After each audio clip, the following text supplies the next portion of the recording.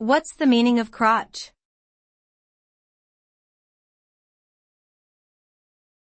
Crotch.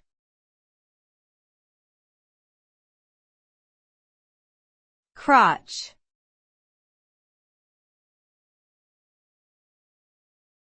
Crotch.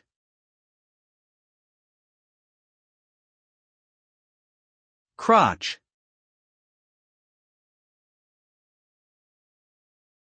The word crotch is a noun that refers to the area where the legs join the human body, also known as the groin region. This part of the body can be found in both male and female anatomy, and is located in the pelvic region. The crotch is an important part of the human body as it houses various important organs such as the reproductive organs, bladder, and parts of the digestive system. In popular culture, the term crotch is often used to refer to clothing that fits snugly in this area or as a slang term for the genitals.